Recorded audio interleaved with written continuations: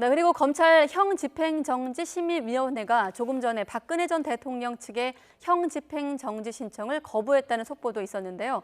검찰의 이번 결정에 따라서 박 전 대통령 계속 구치소에서 수용된 상태로 현재 진행 중인 국정농단 사건 재판을 받을 것으로 보입니다. 서울중앙지검에 취재기자가 나가 있습니다. 권남기 기자. 네, 서울중앙지검입니다. 네, 검찰이 박 전 대통령의 형집행정지를 허가하지 않기로 했죠?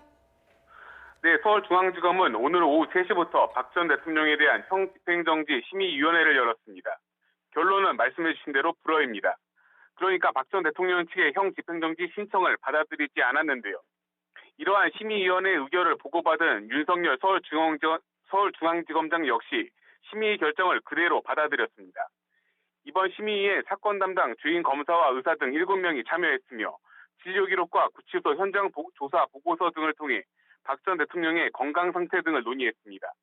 검찰의 형집행정지를 허락하지 않음에 따라 박 전 대통령은 서울구치소에 계속 수용된 상태로 현재 대법원에서 진행 중인 국정농단 사건 재판을 받게 됩니다. 네, 그리고 앞서서 이제 박 전 대통령 측은 디스크 증세 때문에 극심한 통증을 겪고 있다고 밝혔죠? 네, 그렇습니다. 박 전 대통령 측은 지난 17일 형집행정지를 신청했는데요.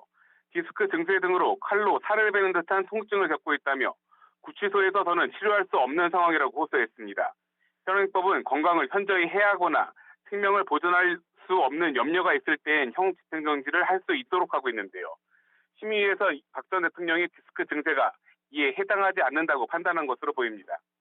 이번 심의에 앞서 어제 홍문종 의원 등 국회의원 70명은 박 전 대통령의 형집행정지를 요청하는 청원서를 서울중앙지검에 제출했습니다. 보수단체를 중심으로 한 형집행정지를 촉구하는 집회가 열렸고 일부 지지자들의 과격한 구호도 잇따랐습니다. 이런 가운데 한 유튜버는 윤석열 서울중앙지검장의 집 앞에서 방송을 통해 협박성 발언을 하기도 했습니다. 이에 대해 박상기 법무부 장관은 조금 전 법 집행기관을 상대로 한 노골적인 협박과 폭력 선동은 법치주의 근간을 흔드는 중대 범죄라며 검찰에 철저한 수사를 지시했습니다. 지금까지 서울중앙지검에서 YTN 권남기입니다.